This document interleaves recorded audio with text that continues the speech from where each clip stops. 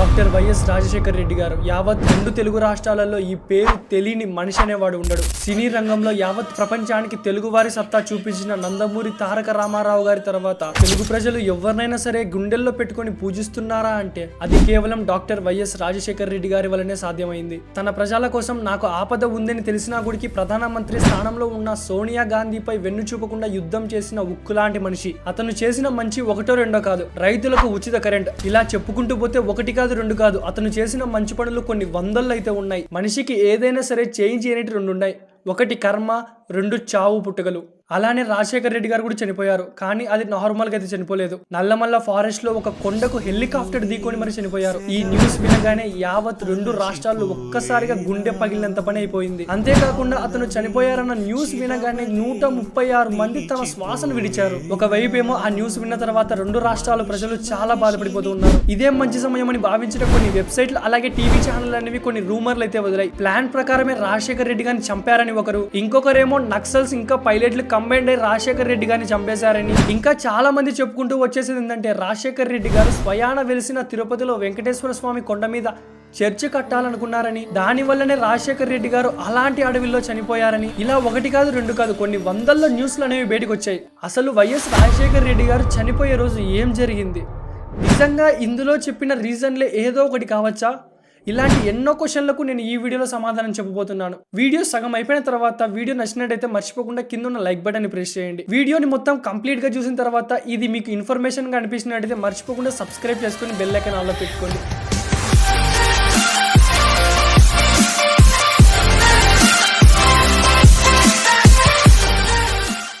ఉదయం 8:38 హైదరాబాద్ బేగంపేట ఎయిర్పోర్ట్ లో నుంచి బెల్ 430 అనే హెలికాప్టర్ ని తీసుకుని వైఎస్ రాజశేఖర్ రెడ్డి గారు చిత్తూరులో జరుగుతున్న రచ్చబండ కార్యక్రమానికి అయితే వెళ్లారు. అసలు చిత్తూరులో రచ్చబండ కార్యక్రమం పెట్టడానికి రీజన్ ఏంటంటే 2009 ఏప్రిల్ 16 ఉమ్మడి రాష్ట్రంగా ఉన్న ఏపీలో ఎలక్షన్స్ అయితే జరిగాయి. చాలా మంది అనుకున్నట్టుగానే వైఎస్ రాజశేఖర్ రెడ్డి గారు కాంగ్రెస్ తరపున నిలబడి ఉమ్మడి ఆంధ్ర కొత్త సీఎం అయితే అయినాడు. కానీ గత ఎలక్షన్ లో వచ్చిన సీట్లు అనేవి ఇప్పుడు రాలేదు. గత ఎలక్షన్ లో పోటీ చేసినప్పుడు వైఎస్ రాజశేఖర్ రెడ్డి గారు 185 సీట్లు అయితే గెలుచుకున్నారు. ఇటువైపు టీడీపీ ఆ టైంలో 47 సీట్లు అయితే గెలుచుకుంది. కానీ ఇప్పుడు మాత్రం కేవలం 156 సీట్లు మాత్రమే గెలుచుకున్నారు. ఇంకా ఇటువైపు టీడీపీ ప్రభుత్వం 94 సీట్లు అయితే గెలుచుకుంది. అక్కడే రాజశేఖర్ రెడ్డి గారికి ఒక విషయం అర్థం కాలేదు. నేను రైతులకు ఉచితంగా కరెంట్ ఇచ్చా, పొదుపు వాళ్లకు ఫ్రీ రుణమాఫీ ఇచ్చా, అయినా సరే నాకు సీట్లు ఎందుకు దక్కాయి? ఒకవేళ నేను ఇస్తున్న ప్రతి ఒక్క రూపాయి నిజంగానే ఏమన్నా జనాలకి అందట్లేదా అనే అనుమానంతో ఈ రచ్చబండ కార్యక్రమాన్ని అయితే పెట్టాడు. ఈ ప్రోగ్రామ్ ద్వారా డైరెక్ట్ గా ప్రజలతోనే ఇంటరాక్ట్ అయ్యి అసలు మీకు పథకాలు అందుతున్నాయా లేదో కనుక్కోవచ్చని. మనం మ్యాటర్లోకి వెళ్ళిపోతే వైఎస్ రాజశేఖర్ రెడ్డి గారు ట్రావెల్ చేస్తున్న హెలికాప్టర్ లో 2 పైలట్స్ అలాగే 3 అధికారులు అయితే ఉన్నారు. ముందు నుంచే వాతావరణ శాఖ రాజశేఖర్ రెడ్డి గారికి చెప్తూనే ఉంది వాతావరణం సరిత లేదు, అసలు ఈ రోజు ట్రావెల్ చేయకండి అని. కానీ నేను మీకు ముందు రచ్చబండ కార్యక్రమాన్ని స్టార్ట్ చేయడానికి ఎందుకో చెప్పా కదా, మొదలు పెట్టక ముందే అంతం చేస్తే అది నా ప్రజలకు నా మీద ఉన్న నమ్మకాన్ని తొలగిస్తుందని చెప్పి ఏదైనా సరే చూసుకుంటా అని చెప్పి ధైర్యంగా ట్రావెల్ అయితే చేశారు. 9:12 బెల్ 430 హెలికాప్టర్లో నుంచి వైఎస్ రాజశేఖర్ రెడ్డి గారు అలాగే పైలట్లు మాట్లాడిన లాస్ట్ మాటలు అయితే వినిపించాయి. ఆ తర్వాత ఒక్కసారిగా నిశ్శబ్దం. ఏటీసీ నుంచి హెలికాప్టర్ అయితే మాయమైపోయింది. ATC air control system, air control నుంచి హెలికాప్టర్ రాడర్ అయితే మాయమైపోయింది. హెలికాప్టర్ లో ఉన్న బ్లాక్ బాక్స్ రికార్డింగ్ ప్రకారం హెలికాప్టర్ లో ఏదో ఒక ఆల్ ప్రెషర్ చూపించిందని, హెలికాప్టర్ ని ఆటో పైలట్లు పెట్టి 2 పైలట్లు ఆ సమస్యను చెకింగ్ చేస్తున్నారని, దీని కారణం వల్లనే ఎదురుగా ఏముందో వాళ్ళకు కనిపించలేదని, ఇలా ఒక క్రాష్ జరిగిందని చెప్పి ఇంకొక పురాణం అయితే ఉంది. ఒక్కసారిగా రాడర్ నుంచి హెలికాప్టర్ మాయమైపోగానే ఆంధ్రప్రదేశ్ మొత్తం సైలెంట్ గా అయిపోయింది. అసలు ఏం జరుగుతుందో అర్థం కాలేదు. ఇటువైపు 10:40 అయిపోతుంది. రచ్చబండకు చేరుకోవాల్సిన రాజశేఖర్ రెడ్డి గారి హెలికాప్టర్ ఇంకా రాలేదు. ఇంకా అప్పుడే భయంకరమైన వర్షం అనేది మొదలైంది. అతని అభిమానులు ఇంకా కొంతమంది ఆఫీసర్లు ఏమనుకున్నారంటే వర్షం కారణం వల్ల హెలికాప్టర్ అనేది అడవిలోనే ఎక్కడో ల్యాండ్ చేశారు, అడవిలో ఉన్న నక్సలైట్ల భయం వల్ల వాళ్ళ ప్లేస్ అనేది రివీల్ చేయలేదని చెప్పి కొన్ని బయటకు వచ్చాయి. ఇంకా అప్పటి హోమ్ మినిస్టర్ ప్రెస్ ముందుకు వచ్చి రాజశేఖర్ రెడ్డి గారు సేఫ్ గానే ఉన్నారు, వర్షం కారణం వల్ల ఎక్కడన్నా ఎత్తైన ప్లేస్ లో ఆగింటారు, మనం రచ్చబండ కార్యక్రమాన్ని రేపుకైతే పోస్ట్ పోన్ చేద్దామని చెప్పి జనాలు భయపడకుండా చేశారు. అలానే మధ్యాహ్నం 1 గంట 2 గంట 3 అయిపోయింది. ఇంకా రాజశేఖర్ రెడ్డి గారి ఆచూకైతే తెలియలేదు. ఇక ఇప్పుడే దేశంలోనే అతి పెద్ద సర్చ్ ఆపరేషన్ అయితే వైఎస్ రాజశేఖర్ రెడ్డి గారి కోసం అయితే స్టార్ట్ చేశారు. ఒకవైపు నక్సలైట్ల భయం, ఇంకొక వైపు దారుణమైన ఘట్టమైన వర్షం. ఇంకా ఇస్రో నుంచి దాదాపుగా 18 ఫోటోలు హై క్వాలిటీలో పిలిపించి రాజశేఖర్ రెడ్డి గారి హెలికాప్టర్ ఆచూకు దొరుకుతుందేమని చెప్పి వెతుకుతూ ఉన్నారు. అంత భయంకరమైన వర్షంలో రాజశేఖర్ రెడ్డి గారి ఆచూకు అనేది అయితే ఇస్రో గుడికి కనిపెట్టలేకపోయింది. ఎందుకంటే శాటిలైట్ లో నుంచి వచ్చిన ప్రతి విజువల్స్ అనేవి వర్షాన్ని డిస్టర్బ్ చేస్తూ ఉంది. ఆ రోజు రాత్రి ఏ జిల్లా, ఏ రాష్ట్రం, ఏ ఇల్లు, ఏ ఇంట్లో గడప ఒక్కరు గుడికి నిద్రపోలేదు. ఇంతకాలం మనతో మనవాడనుకున్న రాజశేఖర్ రెడ్డి గారు కనిపించట్లేదా? అసలు రాజశేఖర్ రెడ్డి గారికి ఏమైంది? ఇలాంటి ఎన్నో క్వశ్చన్లు రన్ అవుతూ కొన్ని కోట్ల మంది టీవీల ముందే స్టక్ అయిపోయారు. ప్రమాదం జరిగిన తర్వాత సోషల్ మీడియాలలో ఇంకా రాజకీయ వర్గాలలో అనేక సమస్యలు అయితే మొదలయ్యాయి. సూర్యుడు అనే వ్యక్తి వైఎస్ఆర్ గారికి ఎప్పుడు నీడలాగా ఉండే ఆయన సహాయకదారుడు. ఆ రోజు చివరి నిమిషంలో సూర్యుడు ప్రయాణాన్ని రద్దు చేసుకున్నాడు. అసలు ఎందుకు సూర్యుడు అనే వ్యక్తి ప్రయాణాన్ని రద్దు చేసుకున్నారు? ఇది ఒక పెద్ద క్వశ్చన్ మార్క్ లాగా ఇప్పటికీ నిలబడిపోయింది. ఇంకా హెలికాప్టర్ క్రాష్ తర్వాత అతను ఎక్కడా కనిపించలేదు. అప్పుడే అమెరికాకు చెందిన హెలికాప్టర్ సంస్థ బెల్ 430 అనే హెలికాప్టర్ లో పాత ఇంజిన్లు వాడారని చెప్పి ఒక బయటకు వచ్చింది. అండ్ ఫైనల్ గా ఆంధ్రప్రదేశ్ మొత్తం ఆ టైంలో కదిలించిన విషయం ఇదే, రిలయన్స్ వివాదం. అప్పట్లో ఒక అంతర్రాజ్యీయ రష్యన్ ఛానల్ ఈ రిలయన్స్ టాపిక్ అనేది చాలా లెంతీగా ఉంటుంది, మనం తర్వాత అయితే మాట్లాడుకుందాం. చివరికి సెప్టెంబర్ 3 రుద్రకొండపై హెలికాప్టర్ శకలాలు అయితే కనిపించాయి.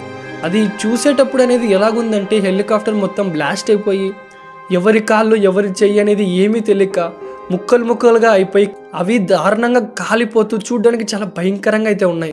DGCA నివేదన ప్రకారం వాతావరణం సరిత లేకపోవడం వల్ల బ్లాక్ హోల్స్ అనేవి సడన్ గా హెలికాప్టర్ రావడం వల్ల హెలికాప్టర్ అనేది రుద్రకొండకు ఢీకొడిందని చెప్పారు. అసలు ఈ బ్లాక్ క్లౌడ్స్ అంటే ఏంటి? నార్మల్ గా క్లౌడ్స్ అనేవి వస్తే హెలికాప్టర్ అందులో నుంచి వెళ్ళిపోతుంది. కానీ ఈ బ్లాక్ క్లౌడ్స్ అనేవి ఏవైతే వచ్చాయో అవి హెలికాప్టర్ని కిందికి పుష్ చేస్తూ ఉంటాయి. నేను మీకు ముందు చెప్పా కదా, హెలికాప్టర్లో ఏదో ప్రాబ్లం ఉంది అని చెప్పి ఇద్దరు పైలట్లు ఆటో పైలట్లో పెట్టి చెకింగ్ చేస్తున్నారని. ఆటో పైలట్లో పెట్టిన వాళ్ళు డౌన్ఫాల్ అవుతుందని అసలు గమనించలేకపోయారు. అలా పైలట్ల కారణం వల్ల హెలికాప్టర్ అయితే క్రాష్ అయిపోయింది. ఈ కథనాలలో ఏది నిజమైన కారణమో ఎవరికి అర్థం కావట్లేదు. ఆ రోజు తెలుగు జాతి ఒక మంచి నాయకుడిని అయితే కోల్పోయింది. ఈ రోజు గుడికి రాజశేఖర్ రెడ్డి గారు చేసిన మేలు కొన్ని వందలు అయితే ఉన్నాయి.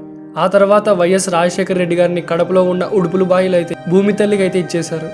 వైఎస్ రాజశేఖర్ రెడ్డి గారు ఇక మనకు లేరు అనే న్యూస్ వినగానే దాదాపుగా 136 మంది అయితే సూసైడ్ చేసుకొని చనిపోయారు. ఇంకా ఈ హెలికాప్టర్లో వైఎస్ రాజశేఖర్ రెడ్డి గారితో పాటు నలుగురు మొత్తం చనిపోయిన వారికి తలా 10 లక్షలని చెప్పి గవర్నమెంట్ అనౌన్స్ చేసింది. కానీ వాళ్ళకు ఇప్పుడు గుడికి రాలేదు, కోట్ల చుట్టూ తిరుగుతున్నారని చెప్పి చాలా నిజాలు అయితే ఉన్నాయి. ఇంకా ఆ రోజు వైఎస్ రాజశేఖర్ రెడ్డి గారితో పాటు ట్రావెల్ చేసిన నలుగురు: పి సుబ్రహ్మణ్యం ముఖ్యమంత్రి గారి ప్రత్యేక కార్యదర్శి, ASC Wesley chief secretary officer, group captain SN Bhatia, captain SL Reddy co-pilot. ఇప్పటికీ వైఎస్ రాజశేఖర్ రెడ్డి గారు చనిపోయి 41 రోజులు అవుతుంది. తెలుగు జాతిలో ఉన్న ప్రతి ఒక్కరు ఇప్పుడిప్పుడే బయటకు అయితే వస్తున్నారు. కానీ ఆ సమయంలో రష్యాకు చెందిన ఒక న్యూస్ ఛానల్ ఒక ఆర్టికల్ అయితే విసిరింది. వైఎస్ రాజశేఖర్ రెడ్డి గారు చనిపోయింది నార్మల్ డెత్ కాదని, రిలయన్స్ గ్రూప్ కంపెనీనే అతన్ని చంపేసిందని ఇలా కొన్ని పుకార్లు అయితే బయటకు వచ్చాయి. ఈ న్యూస్ వినగానే రాజశేఖర్ రెడ్డి గారి అభిమానులు ఒక్కసారిగా తెలుగు రాష్ట్రాల్లో ఉన్న రిలయన్స్ డిజిటల్ మాటలన్నీ కొట్టేశాయి. అసలు ఏంటి ఆ నిజం? రిలయన్స్ కంపెనీనే రాజశేఖర్ రెడ్డి గారిని చంపిందనే దాని గురించి ప్రూఫ్స్ ఏమున్నాయని చెప్పారు. ఇలాంటి క్వశ్చన్లు అనేవి ఏవి ఆలోచించకుండా దాడికి పాల్పడ్డారు. దీనికి కారణంగా ఆ టైంలో లాఠీచాటే జరిగింది. అసలు ఏం జరిగిందంటే కృష్ణానదిలో కొంతమంది పెట్రోలియంని గమనించారని, రిలయన్స్ వాళ్ళు రాజశేఖర్ రెడ్డి గారిని దాన్ని లీజుకు ఇవ్వమని చెప్పి టెండర్ వేయమన్నారని.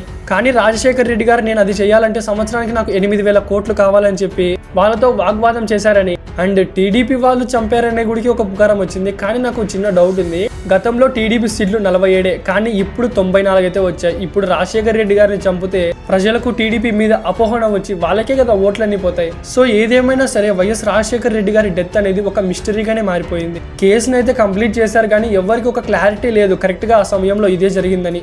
ఇప్పుడు చెప్పిన స్టోరీ మొత్తం నేను చాలా ఆర్టికల్స్ అలాగే ChatGPT ఎన్నో సహాయం తీసుకొని ప్రతి ఒక్క ప్రూఫ్ అయితే చేశాను. అండ్ అంతకు గాను ఎవరన్నా రాజశేఖర రెడ్డి అభిమానులు కానీ లేదా వేరే పార్టీ వాళ్ళు కానీ ఆంధ్ర తెలంగాణలో ఉన్న మనుషులు కానీ ఎవరన్నా హట్ అయింటే నాకు సారీ చెప్పడంలో ఎటువంటి అభ్యంతరం లేదు. ఈ వీడియో చేయడానికి చాలా ఎఫెక్ట్స్ పెట్టా. వీడియో నచ్చినట్టయితే మర్చిపోకుండా లైక్ చేయండి. అలాగే ఈ వీడియోని మర్చిపోకుండా మీ ఫ్రెండ్స్ అండ్ ఫ్యామిలీకి అయితే షేర్ చేయండి.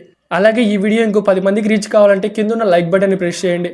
అలాగే సబ్స్క్రైబ్ చేసుకొని బెల్ ఐకాన్ ఆల్లో పెట్టుకోండి ఇలాంటి వీడియోస్ కోసం. నా ఎక్స్ప్లెనేషన్ మీకు నచ్చినట్టయితే నెక్స్ట్ ఎవరి గురించి చెప్పాలో కూడా కామెంట్ చేయండి. అండ్ అంతవరకు సెలవు తీసుకుంటున్నాను. Bye bye.